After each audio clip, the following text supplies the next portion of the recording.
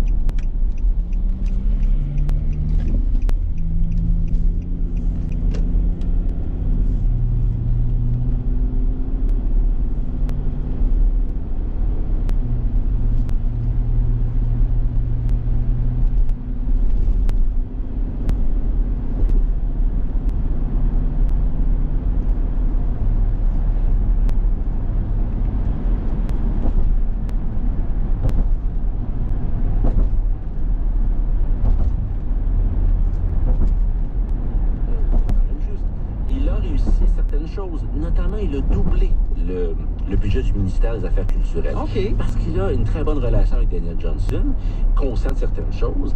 Également, on lui doit, et ça c'est important pour Montréal, on lui doit la fondation, pas lui directement, mais c'est sous son ministère, la fondation de la Bibliothèque nationale du Québec.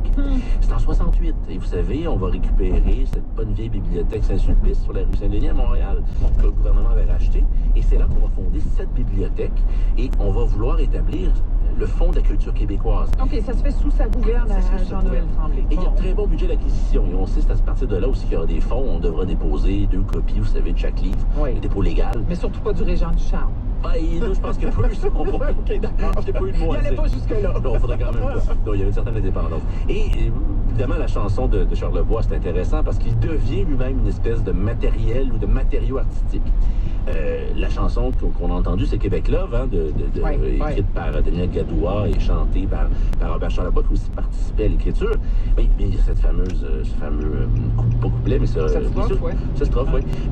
Moi, j'ai mon arche de Noé, Joyeux Noël Tremblay. Ça, c'est à nous autres. Comprends tout ça. Ah, oui. Donc là, le jeu sur Joyeux Noël Tremblay, bon, on pourrait aussi parler du Santa Claus, de Simpson, Eaton, je vous dis pas tout, mais c'est vraiment une référence directe à Jean-Noël Tremblay. En plus, et ça, peu de gens se souviennent de cette extraordinaire pièce de revue de fin d'année qui s'appelle Jean de Noël, Tremblay. Donc, un jeu de mots, évidemment, plus ou moins réussi sur Jean-Noël Tremblay. C'est une revue de fin d'année en 1969 qui est présentée au TNM.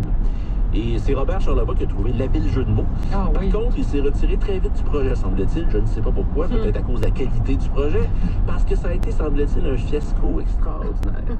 Jean-Pierre Onfart, qu'on connaît pourtant comme un grand auteur, en était la cheville ouvrière et on a voulu s'inspirer, vous savez, la comédie musicale Air à l'époque. Donc, une espèce de comédie happening libérateur.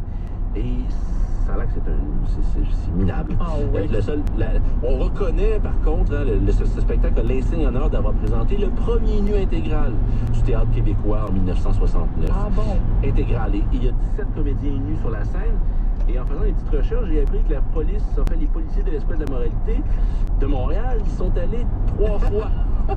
Je ne sais pas pourquoi. Eux ont apprécié la pièce. Probablement qu'ils n'ont pas compris la première fois, mais bon, finalement, ça a pris 3 fois. Est-ce qu'il est vraiment nu? OK. Oui.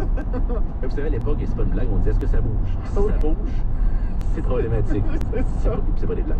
Alors, vous voyez, c'est assez amusant et je pense pas que Jean-Noël Tremblay a réagi à cette pièce, mais vous voyez donc comment on peut se servir à la fois de cette figure-là, polarisante, mais qui devient en quelque sorte un matériau artistique. Récupéré par la culture, c'est Populaire, ça, la culture exactement. populaire. Fantastique. On va se laisser avec Charlebois. Jonathan, merci beaucoup. À la semaine prochaine.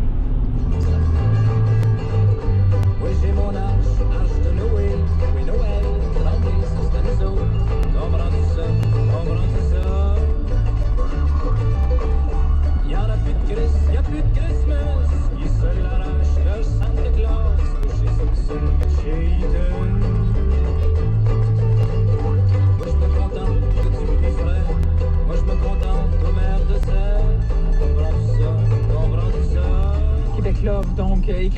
Daniel Gadois, chanté bien sûr par Robert Charlebois. 15h35, tout de suite Nathalie Cloutier avec nous pour les nouvelles. Nathalie, bonjour. Bonjour Annie. Le gouvernement du Québec investira 10 millions de dollars dans le projet de revitalisation du Carré Laval. Vous savez, c'est cet endroit où se situe notamment l'ancienne carrière Lagacé qui est inondée au centre-ville de Laval. C'est un projet de 4 millions de pieds carrés délimité par l'autoroute 15, le boulevard du Souvenir, le boulevard Daniel Johnson et le boulevard Saint-Martin-Ouest. Et il a été l'objet de nombreux projets au fil des décennies. Mais là, celui qu'on propose s'articulerait autour d'un vaste parc agrémenté d'un plan d'eau constitué par l'ancienne carrière inondée. Il n'y aurait pas de voitures dans ce secteur. On y retrouverait aussi des espaces d'habitation, des entreprises, des écoles et des groupes qui œuvrent dans la recherche et le développement, des bureaux et des espaces commerciaux. Québec assure vouloir faciliter la circulation des usagers entre Deux-Montagnes et le centre-ville de Montréal lors, bien sûr, de la fermeture du tunnel Mont-Royal. Ça, c'est prévu le 30 mars. Voilà, et la ministre déléguée au transport, Chantal Rouleau, rappelle que plusieurs mesures comme des autobus express sont prévues pour remplacer le train de banlieue qui ne pourra plus circuler dans le tunnel. En voiture, partir de Deux-Montagnes pour se rendre au centre-ville, ça va être pas loin de 2 heures. Avec le transport collectif qu'on propose, avec les trajets qui sont proposés, c'était à 45 minutes, ça va prendre 35 minutes de plus le matin et le soir. Alors c'est quand même très abordable, disons. Là. Ça demeure confortable et on fait tout ce qu'on peut pour réduire ces temps-là. La fermeture du tunnel du Mont-Royal pour les travaux du REM était prévue pour le mois dernier, mais elle a finalement été retardée au printemps et le REM doit se rendre à Deux-Montagnes en 2023. La Fédération des transporteurs par autobus lance cette semaine sa 32e campagne de prévention. Elle vise à sensibiliser les automobilistes, mais aussi les élèves à respecter les règles de sécurité entourant le transport scolaire. Le directeur général adjoint de l'organisation, Martin Bureau, indique qu'encore aujourd'hui, plusieurs conducteurs ne s'arrêtent pas lorsque les feux clignotants d'un autobus sont allumés. Quand il y a un autobus jaune, c'est des enfants qui sont à l'intérieur. Fait que je pense qu'il faut redoubler de prudence, puis il faut être encore plus vigilant, puis garder son calme, surtout quand il y a un autobus scolaire. Parce que l'impatience, si on ne respecte pas un feu clignotant ou quoi que ce soit, ben nous, on veut éviter. L'accident est toujours un accident de trop, donc on fait ça justement pour qu'il y en ait moins possible. Plus de 530 000 écoliers d'âge préscolaire, primaire et secondaire prennent l'autobus matin et soir, selon les données du ministère de l'Éducation. Enfin, Annie, la caravane Moi aussi poursuit sa